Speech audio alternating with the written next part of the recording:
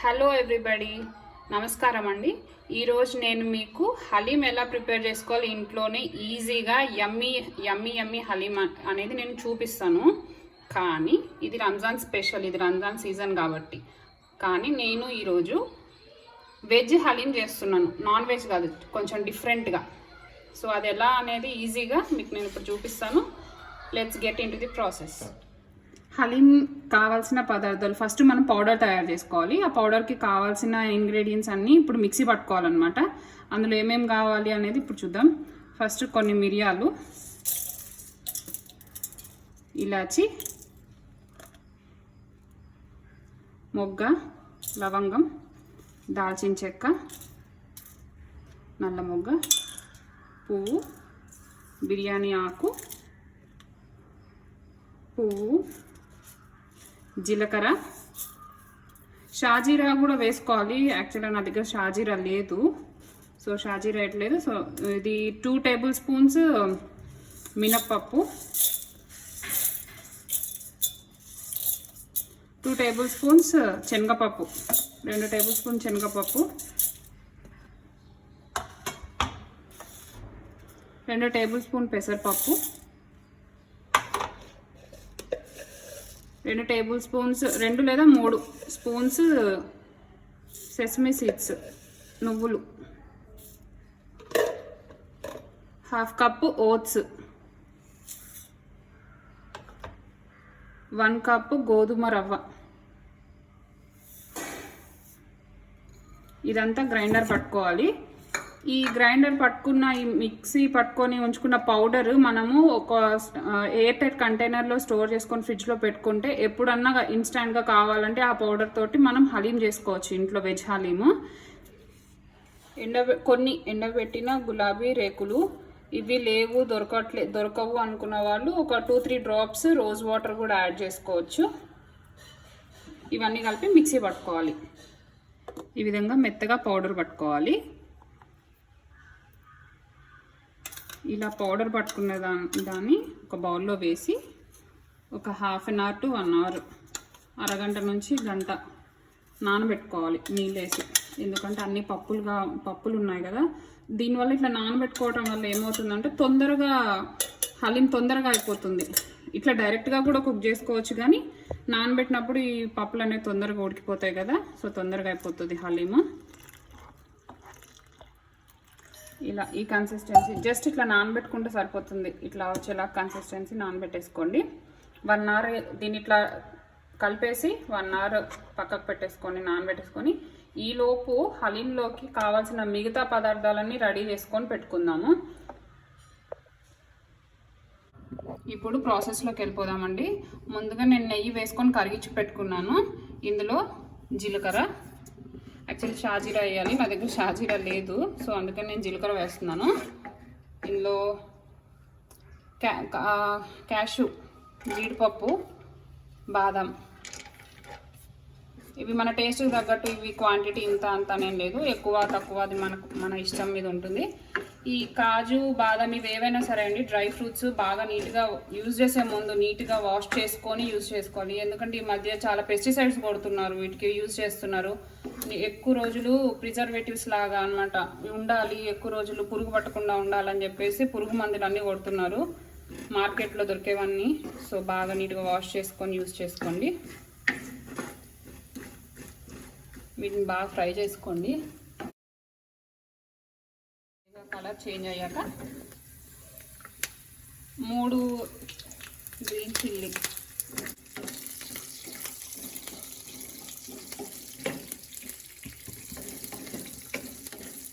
దీంట్లోకి నేను ముందే కట్ చేసి పెట్టుకున్న సన్నగా తరిగి పెట్టుకున్నానండి బీన్స్. ఇట్లా సన్నగా తరిగి పెట్టుకోవాలి. బీన్స్,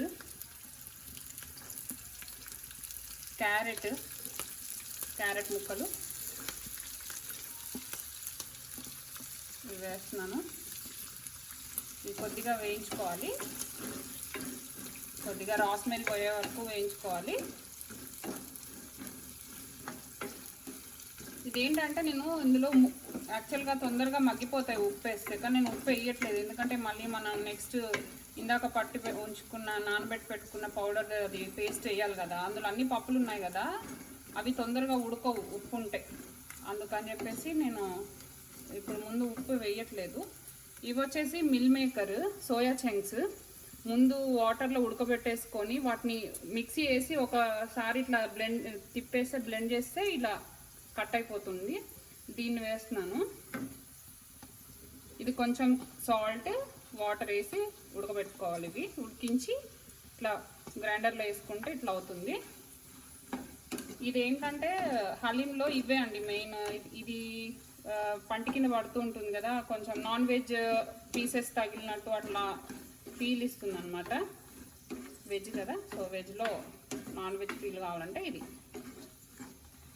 ఇవన్నీ బాగా రా స్మెల్ పోయే వరకు వేయించుకోవాలి.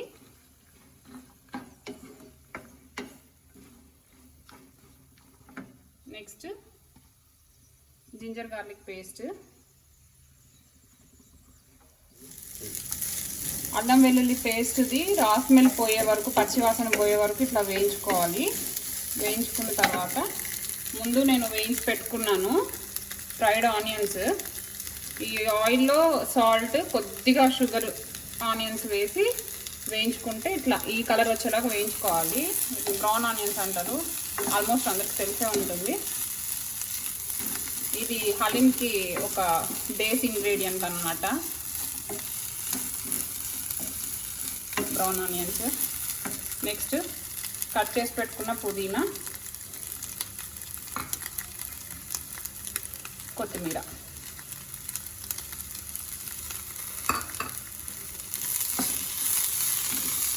ఇవన్నీ చక్కగా ఫ్రై చేసుకోవాలి. ఇది వన్స్ ఫ్రై అయిపోయిన తర్వాత మనం ముందు నానబెట్టి పెట్టుకున్న పేస్ట్ యాడ్ చేసుకొని కుక్ చేసుకోవాలి. అది ఎట్లా 1 by 1 చూపిస్తాను నేను.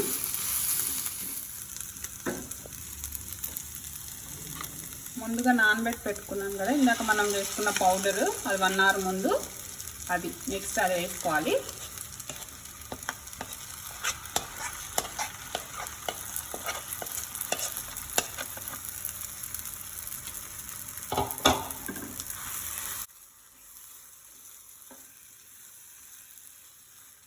ఇంకా ఈ హలీంని మనం ఎంత బాగా మిక్స్ చేస్తుంటే అంత టేస్టీగా వస్తుంది. ఇది మొత్తం ఇంక ఇక్కడ నుంచి నెక్స్ట్ ప్రాసెస్ అంతా కుకింగ్ మనం మిక్స్ చేసే దాని మీదనే ఆధారపడి ఉంటుంది, మొత్తం అదే డిపెండ్ అయి ఉంటుంది దానిపైననే. నేను కొద్దిగా వాటర్ యాడ్ చేసుకుంటున్నాను. చిక్కబడిపోతూ ఉంటుంది కదా, థిక్ అయిపోతూ ఉంటుంది, అందుకని కొద్దిగా లైట్గా వాటర్ యాడ్ చేసుకొని కలుపుకొని, మనం ముందు యాడ్ చేసుకున్నాం కదా ఈ గీ, ఆ గీ అంతా బయటకు వచ్చే వరకు ఒకసారి ఉడికించుకోవాలి. ఆ తర్వాత సాల్ట్ యాడ్ చేసుకుంటాం. 15 నిమిషాలు కుక్ చేసుకున్న తర్వాత ఇట్లా వచ్చేస్తుంది. అది మనం గ్రాడ్యువల్గా వాటర్ యాడ్ చేసుకుంటూ మిక్స్ చేసుకుంటూ ఉండాలి. క్వాంటిటీ అనేది డబుల్ అవుతూ ఉంటుంది, ఎందుకంటే అన్ని పల్సెస్ పప్పు దినుసులు ఉన్నాయి కాబట్టి అవుతుంటుంది. చాలా అంటే చాలా హెల్దీ ఫుడ్ అండి ఇది. You must try. ప్రతి ఒక్కరు వాళ్ళ ఇంట్లో ట్రై చేయాల్సిందే. ఇది యాక్చువల్గా ఇది రంజాన్ సీజన్ కాబట్టి ఖచ్చితంగా ట్రై చేస్తారు.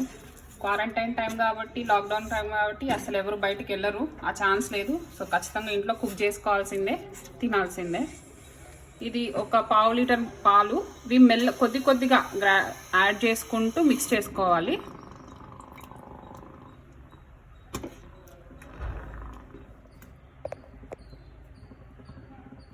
పాలు కొద్దిగా యాడ్ చేస్తూ కలుపుతున్నాను. బాగా మిక్స్ చేసుకోవాలి. ఇంక ఇప్పటి నుంచి మొత్తం అంతా అది కుక్ అవుతూ ఉంటుంది, మనం బాగా మిక్స్ చేసుకుంటూ ఉండాలి. ఇది ఒక అరగంట నుంచి 30 గంట, దగ్గర గంట అనుకోండి, గంట పడుతుంది అవ్వడానికి. అయిన తర్వాత టేస్టీ హలీం మనం ఎంజాయ్ చేయొచ్చు. ఇప్పటికే చాలా మంచి స్మెల్ వస్తుంది. అన్నీ మసాలా దినుసులు, పప్పు దినుసులు అన్నీ కలిసి ఉన్నాయి కదా, చాలా మంచి స్మెల్ వస్తుంది అప్పుడే.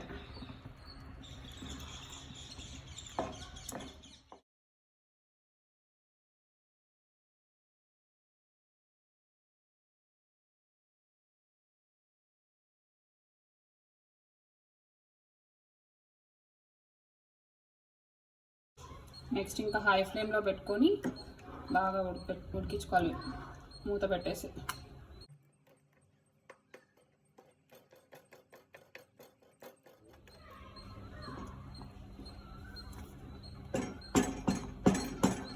దీన్ని ఇలా మిక్స్ చేస్తూ ఉండాలి. ఇది మిక్స్ చేస్తుంటే నాకు ఏం గుర్తొస్తుందంటే మన అమ్మమ్మలు నానమ్మలు సంగటి చేస్తారు కదా మమ్మీలు, అలా ఆ ప్రాసెస్ అనుకోండి. కొద్దిగా అరిసెలు చేసేటప్పుడు అరిసెలు పిండి అది మిక్స్ చేసినట్టే ఉంటుంది. ఎంత బాగా మిక్స్ చేస్తే అంత బాగా కలిస్తే అంత బాగా టేస్టీగా ఉంటుంది. ఏంటో మా అమ్మమ్మ నాన్నమ్మ అందరు గుర్తొచ్చేస్తున్నారు ఇది కలుపుతుంటే. నాకు చాలా శ్రమ పడుతున్నాం కదండి, తర్వాత అది టేస్ట్ కూడా అట్లాగే ఉంటుంది, అంతే యమ్మీగా ఉంటుంది. నెయ్యి యాడ్ చేసుకోవాలి. ఆల్రెడీ మనం స్టార్టింగ్ నెయ్యి వేసాము, స్టార్ట్ చేయడమే దీన్ని నెయ్యి వేసి చేసాము. మళ్ళీ నెయ్యి ఎంత ఎక్కువ వేసుకుంటే అంత బాగుంటుంది. యాక్చువల్గా ఇది ఇట్లా ఓపెన్ కడాయిలోనే కాకుండా ప్రెషర్ కుక్కర్లో కూడా వేసుకోవచ్చు. ప్రెషర్ కుక్కర్లో ఎక్కడి నుంచి అంటే ఫస్ట్ మనం ఒక 15 minutes వాటర్ వేసి కుక్ చేసుకున్నాం కదా, కుక్ చేసుకున్న తర్వాత మిల్క్ యాడ్ చేసి మనం గ్రాడ్యువల్గా కొద్దిగా మిల్క్ యాడ్ చేస్తూ కలుపుకుంటూ ఉన్నాం కదా. అలా కాదు ఇంతసేపు నేను టైం దీనికి స్పెండ్ చేయలేని అనుకున్న వాళ్ళు ఏంటంటే ఆ మిల్క్ కూడా యాడ్ చేసేసి కొద్దిగా వాటర్ యాడ్ చేసేసి డైరెక్ట్ ప్రెషర్ కుక్కర్లో ఒక 2-3 డిపెండ్స్ అనమాట, ఒక 4 విజిల్స్ 5 విజిల్స్ వచ్చేదాకా కూడా పెట్టుకోవచ్చు. అంటే మనం అది యాడ్ చేసిన పౌడర్ యాడ్ చేసిన దాన్ని బట్టి డైరెక్ట్ ఇంకా ఒకటేసారి కుక్ అయిపోతుంది అనమాట. ఇట్లా కడాయిలో ఏంటంటే ట్రెడిషనల్ మెథడ్ టైప్ అనమాట, ఇట్లా కలుపుతూ చేసుకుంటూ ఉండాలి.